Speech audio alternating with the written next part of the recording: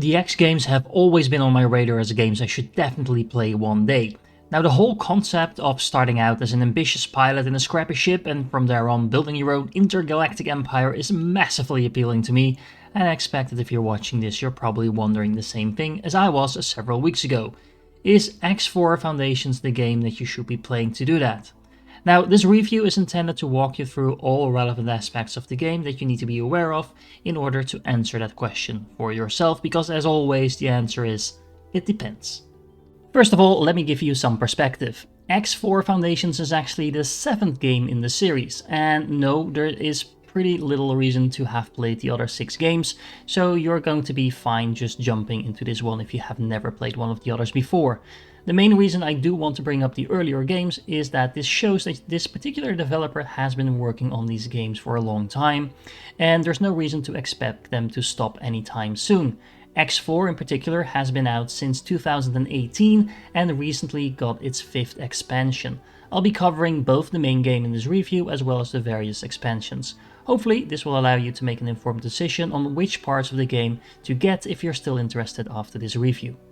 Let's start with the basic premise. Although the game offers various different starts, they are all a variant of humble beginnings. Depending on which starting point you select, you will be placed in a different part of the galaxy and your starting ship and funds may be slightly different. Some of them even let you start out with a small space station, although it won't be particularly strong. The main appeal of the different starts is that you'll start out with a good reputation with certain factions, and that makes their ships, questline and resources in general a little bit more accessible early on. Obviously, some of the starts will also be tied to certain expansions, just to make sure you gain access to whatever questline that comes along with that particular expansion. The different starts do actually affect the difficulty of the game, and in particular I want to call out that the expansion Cradle of Humanity has a couple of starts that are very much aimed at new players. All of that said, which start you select doesn't actually matter that much in the long run. As long as you don't make enemies out of the entire galaxy, quest lines for different factions and different expansions are generally still open to you, and the universe serves as a giant sandbox to roleplay in.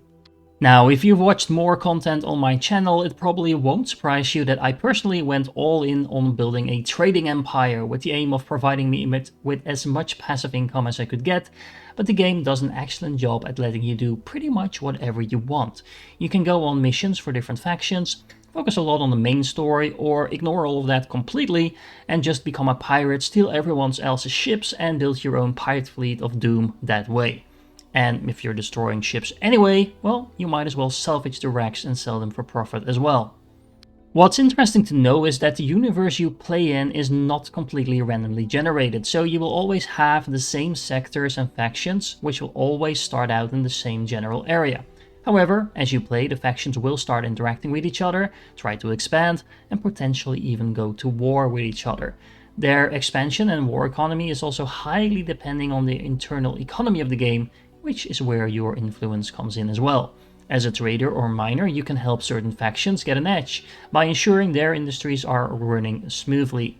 If you're more the combat type, you want to fly around and shoot at spaceships, well, you can participate in fights yourself, sending your fleets to do that job for you, or even set up defensive combat stations to help your factions hold their ground.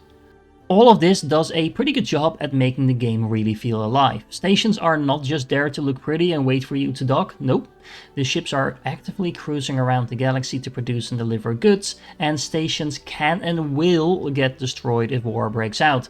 And all of that destruction will put a strain on the economy, because ships don't just pop out of nowhere, the factions actually need to build them in shipyards using materials that need to be produced first. And yes, that means that if you want, you can actually sell products, weapons, or even ships to all sides of a war and make insane profits in the process. If you take a look at the galaxy that we're talking about in this particular game, your first impression may be that this is not a giant universe like some of the other games in this genre like to boast about. Still, there are over 100 systems, and just exploring them all will already take you quite a few hours. Now, in other words, there is plenty of universe to work with, and getting from one side to the other won't take you days or anything like that, like again in some other games, but it's large enough to let you feel a real sense of skill. What I personally feel makes this game stand out from others in the genre is that it's not just about piloting an increasingly large and powerful ship. First of all, even the smallest ships stay relevant into the late game, but more importantly, every ship you own can be used at the same time. All you need to do is hire a captain, which costs almost nothing, and then tell them what to do. This means it won't take long until you have a fleet of mining ships getting your resources, or traders flying around the galaxy to get you the best deals and profit from them, or maybe whole fleets of fighters following you around to attack whatever you see fit. This also means that you're likely going to spend a good deal of time on the management screen to ensure all your personnel is actually doing what you want them to. Hiring crew, like I said, is not particularly expensive if they are unskilled, but because they are unskilled you won't be able to give them complex instructions. However, as they rank up, they will be able to handle more and more complex orders, and on top of that, you can actually assign other crew members to follow their directions. So you don't need everyone in your empire to be super skilled, just a couple of skilled captains, for example, will largely help out your empire as a whole. That means that after a while you can set things up, go and do a few missions by yourself, and then check back in with your trading stations or fleets to find a few million credits waiting for you right there. And obviously this also means you don't have to manually fly your ship yourself. I spent a lot of time just sitting in the back seat of my ships executing the master plan, while my captain was driving me around the galaxy. That said, there are quite a few moments where you're probably going to want to take the wheel yourself, combat being the most obvious. A well-trained captain will do a decent job at killing the enemy, but you'll likely do a much better job yourself. There are also a couple of tasks that your crew cannot complete for you and that you will need to do yourself, especially those tasks that require you to get out of your ship into your spacesuit or onto a space station. This includes certain trading missions, but also things like repairing satellites and hacking space stations. Another aspect where this game really stands out from the others in the genre is that you can actually build your own space stations. Now, not gonna lie, this is a pretty expensive thing to do, but it can also be highly rewarding. There's actually even missions in the game where the factions will ask you to build a station for them and then generously reward you for doing so after you hand the station back over to them. These stations can be fully customized to your liking and can even be shipyards where you construct ships for yourself or others. Setting up space stations in particular, location and reputation will matter. Scouting where the most resources are or what faction needs which resources the most is definitely going to be a core part of getting a profitable operation going. Travel between sectors takes place through jump gates and interstellar highways, so locating your station close to those core travel lanes is obviously a good idea, but also more expensive as you have to buy your plots off the local factions there, and they will charge you accordingly for the prime real estate. Speaking of factions, reputation matters. Your reputation with a faction will not only decide if you can do their missions, but it will also get your access to their ships, resources and space stations. If you are on bad terms with a faction, they won't let you dock or trade with them, and they might not even speak to you to begin with. Luckily for most factions it's not that hard to gain some reputation with them if you somehow made them angry, or they never liked you to begin with. Shooting down criminals around their stations, attacking their enemies, or simply trading with them gets your reputation up fairly quickly. There are several factions in the game that are outright hostile to everyone. The Xenon in particular will be a blight to anyone who gets in their way, and a few dozen hours into the game they will actually start mounting pretty serious military campaigns to exterminate the other factions from the game. Now, if you don't help your friends out, it's not unlikely that the Xenon will actually start taking over considerable parts of the universe. Now in the late game, and once you set up a nice little economy and you have the money flowing in, you might actually be able to flip the tables and actually take the fight to the Xenon yourself, and claim their territories as your own. If you're so inclined, you could actually consider conquering the entire galaxy and bring everlasting peace, because there will be no one left to fight back. Now, don't get me wrong, you'll probably be hundreds of hours in a single game at that point, but it can be done if you want. Now, I do want to be very clear about all of this though. The systems you need to get a grasp on in order to manage a large interstellar empire are not trivial. This game is very deep, and although this particular version of the game does a decent job at getting you through the tutorials, for every system that is well explained in the tutorials, there's probably about 3 more that aren't obvious at first glance, or that you might need to revisit later on to find out what it actually does. Now expect to need some guides to figure everything out, because I know that when I first started playing this game, I was completely lost. On top of that, I did also encounter a few bugs while playing where, for example, my character got stuck. Nothing too game breaking or anything like that, but this game can be a little janky at some points.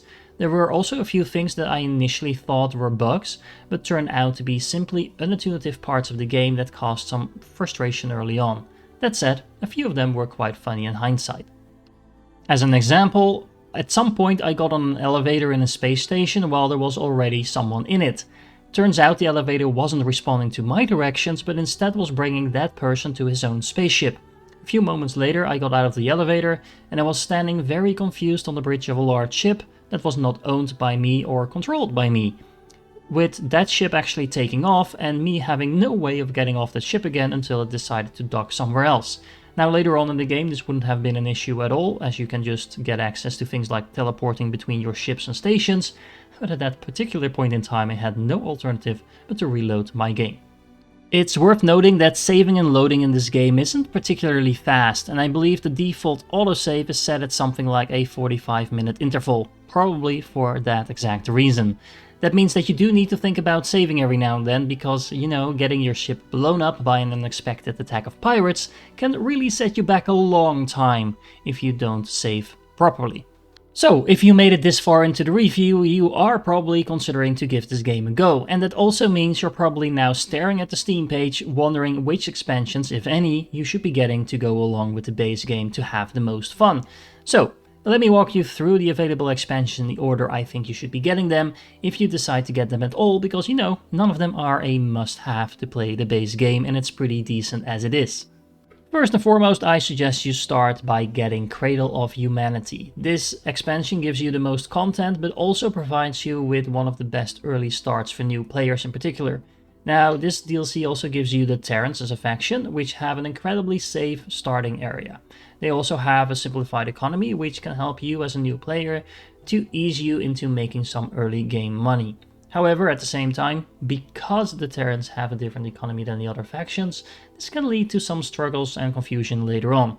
It's also worth noting that the storyline actually teleports you across half the map, which for a new player can be a tiny bit confusing if you're not expecting that to happen. There is nothing stopping you from simply flying back to Terran space though, and you do actually get a quest that suggests you to do exactly that. But at the same time, you also get a few quests pointing you in different directions, so again, there is a little bit of risk of confusion, so hopefully me pointing this out to you will help with that. If you want to add some more factions and ships and stuff like that to your game, I suggest you pick up Split Vendetta 2nd. This similarly adds a lot of new content and zones and stuff like that to the game, but this content does seem to be aimed at a little bit more experienced players, as the story ends up in a full-scale war, and, the Split themselves are found in relatively dangerous sectors of the game. However, it's pretty good value for money. The expansion Tides of Avarice adds a little bit less to the game overall, but it does give you pirate factions to the game, which add a lot of flavor, as well as new opportunities to roleplay as a pirate yourself. Not just random bandits like pirates in some of the other games, but minor factions instead. Now, this also means that this is the DLC that adds salvaging to the game, which is an alternative way of making money from scrapping the ships that get destroyed in combat. This DLC is all about adding depth to a game that is already pretty deep, so getting this a little later might make sense as well. Similar to the first two expansions that I suggested you to get, Kingdom's End is similar to the first two expansions in the sense that it adds new sectors, a new storyline, and a new faction to the game. Again, this seems to be mostly aimed at experienced players, and especially if you are new to the game, you can easily skip over this initially and get it later if you're interested in doing something new. It's not bad or anything like that, it's just not vital for you to get early on. Which brings me to the most recent expansion called Timelines.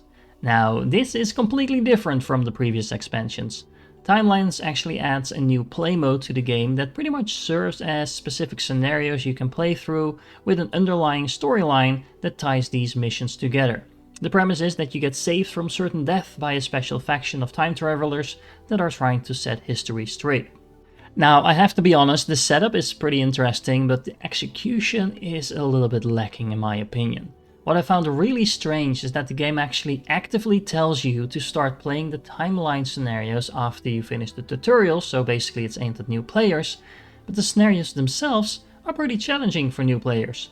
You get a rating based on how fast and successful you are at completing the objective of each scenario, and I wouldn't be surprised if people are turned off by failing the early scenarios several times, or just for getting low ratings, so making you feel like you're doing something wrong.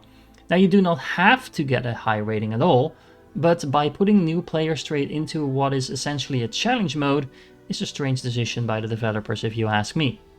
Obviously, I'm not going to spoil you the story or any details of the scenarios, but if you are familiar with the previous games in the series, there are some characters coming back in these scenarios that you might be familiar with. Now again, you don't need to have played the older games, but if you have, it does make them a little bit more meaningful. Now, I do have to say that the worst part I think about the Timelines expansion is that while it does actually add new sectors and ships to the game, as the other expansions do as well, these particular sectors and ships are actually unlocked by finishing the scenarios. So in other words, if you want to play in the larger universe with all of that new stuff, you will still need to go and complete the scenarios first in order to get this as part of your unlocked content. Now again, I don't really agree with this decision by the developers, although you could argue that this kind of serves as a reward for doing these challenges. It's a little bit strange, especially if you compare it with the earlier expansions. Either way, this is definitely the expansion I would suggest you to get last, and only if you're actually interested in doing the scenarios. If you are interested in those scenarios, however, you do get some nice new ships and sectors, so it's not all bad. I just think the other options available are better. All in all, I wouldn't say this game is perfect, but it does what it sets out to do pretty well, and it gives you a huge amount of freedom to do whatever you want to do in this game. Now, the game is slow and deep, so definitely not something you'll just play for a few hours if you like it, but that's not always a bad thing. The expansions do each add something new to it that gives you plenty of reason to explore it a bit more, and there's nothing wrong with getting just the base game first, exploring that, and then adding in the new systems, factions and storylines as you go, potentially starting up an entirely new playthrough. Just a little warning though, if you do actually like this game, you're probably going to be spending hundreds of hours into a single playthrough alone. So, be warned, this can be a time sink if you want it to be. And that brings me to the end of this review. Let me know in the comments if you found this useful and if there's anything you want to add, because this game has been out for a while and I guess some of you might have been playing this for hundreds of hours already. If there are other games, either new or old, that you'd like me to review, I'm happy to take suggestions, so again, leave a comment. If you're still here, you are awesome, and I do hope to catch you in the next one.